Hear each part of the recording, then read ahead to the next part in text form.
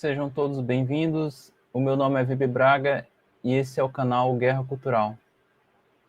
No vídeo anterior, onde eu falo sobre o Euclides da Cunha e Hegel e faço uma pequena discussão sobre se o Brasil tem história ou não, segundo esses dois arcanos da história, um da história universal e outro da história brasileira, eu comento por cima a respeito da discussão sobre o papel que a literatura tem a desempenhar, né, na história e na discussão política.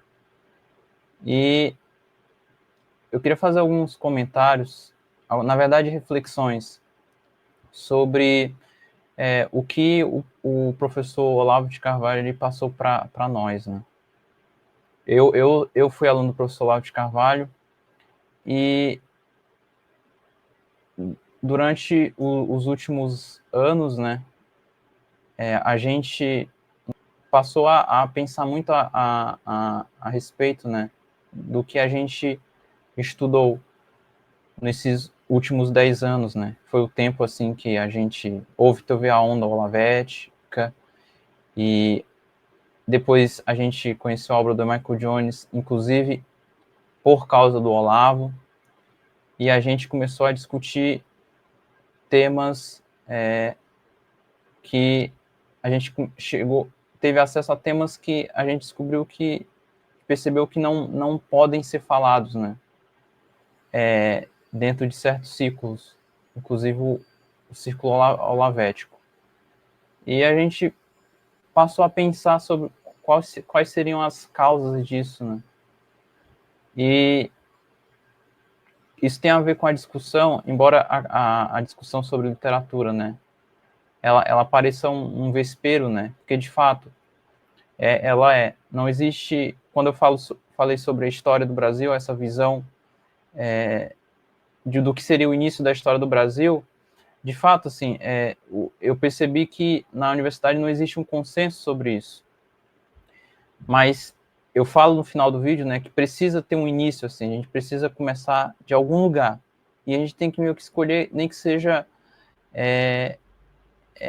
na base da intuição, né? E essa grande intuição que eu tive, assim, de que o livro mais importante da literatura, do início da literatura, que seria o início da nossa literatura, é o Euclides da Cunha. É os Sertões, porque os Sertões ele trata de um problema histórico que não foi resolvido, ou ao menos ele é ignorado, ele não faz parte, não, ele foi enxotado de dentro da discussão oficial, de que a República ela reprimiu aquelas pessoas. Canudos não foi uma guerra, na verdade foi um massacre. E é claro que depois daquilo, o Euclides da Cunha ele é testemunha disso, de tipo, depois daquelas atrocidades, daquele massacre, é claro que as pessoas que cometeram aquilo, elas ficaram envergonhadas, então elas precisaram inventar uma história para esconder aquilo, aquela vergonha que eles tinham de terem feito aquilo. E a história que eles inventaram essa, foi vendida a nós, né, de que a República, ela combateu e derrotou o fanatismo religioso. É óbvio que não durou por muito tempo essa narrativa, tanto que logo depois disso veio o Monteiro Lobato e com a ideia do Jeca Tatu. E foi por causa disso que a história do Jeca Tatu vingou.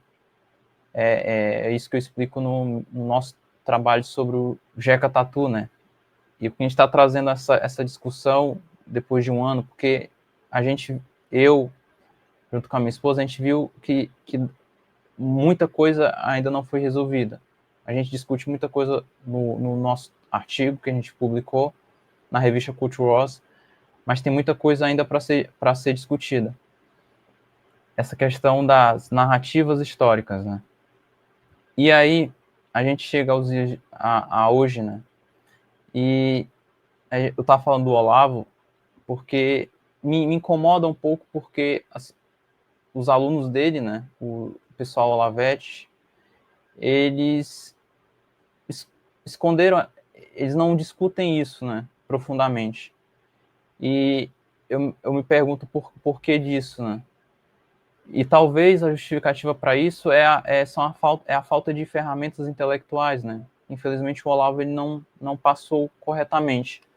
E a causa disso, pensando depois de um longo tempo, né, é, é que a maioria das pessoas elas não conseguem criar, elas não conseguem ter consciência histórica, né, de onde elas estão. As pessoas não percebem muitas dessas coisas que a gente discute. E a gente está falando desse controle social, né? E a função que tem todo o sistema ao nosso redor, de controlar e subjugar a gente. E ter essa consciência histórica e social, assim, da gente, da nossa realidade mais imediata, é a condição fundamental para você ter uma vida intelectual. E é por isso que o olavismo, culturalmente, ele nunca foi algo relevante. Muita gente critica, né, o olavismo por essa coisa de usar os meios intelectuais como uma maquiagem, né, como uma aparência, assim, para impressionar as pessoas. E isso tem origem na mesma causa, né? Como elas não sabem onde elas estão, qual é a realidade delas, elas não sabem qual é a identidade delas. Então elas acabam comprando alguma coisa que seja bonita e seja aprazível. E, é claro, isso inclui esse culto que você tem aos livros, a listinhas de literatura clássica, que isso não leva você a lugar nenhum. Não faz você acordar e despertar para o mundo real. Você fica no mundo da fantasia.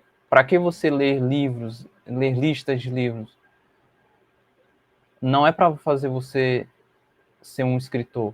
É para você ser um mero consumidor do mercado editorial. Você pode ver, ninguém que segue esse caminho se torna escritor. Se torna uma pessoa que conversa coisas interessantes e tem ideias novas. É apenas mastigação, é um culto a fórmulas prontas.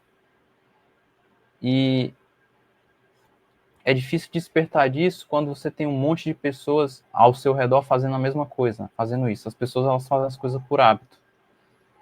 Então, assim, é hora de despertar, é hora de vencer essas deficiências, essas prisões mentais, né, que são impostas a nós.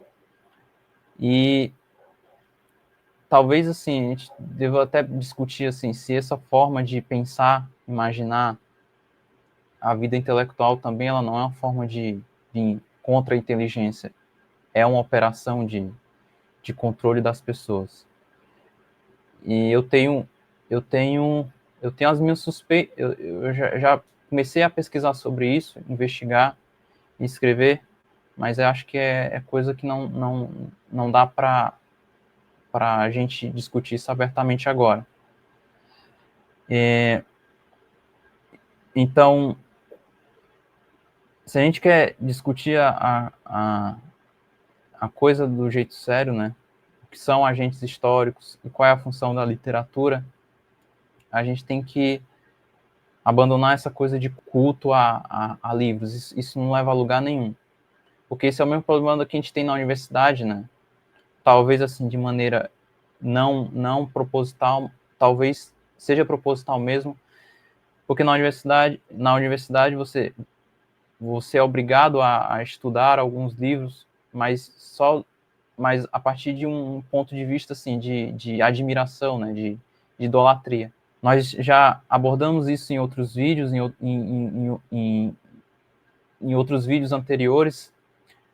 A gente pode citar, por exemplo, Darcy Ribeiro, Gilberto Freire, que são pessoas que são tratadas como ídolos, né, dentro da universidade.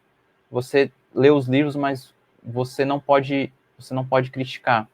Você tem que assumir aquilo ali como a narrativa oficial. Você não pode questionar. Mas a gente não pode, a gente não pode, a gente não tem essa opção, né, de fazer isso. Tá bom?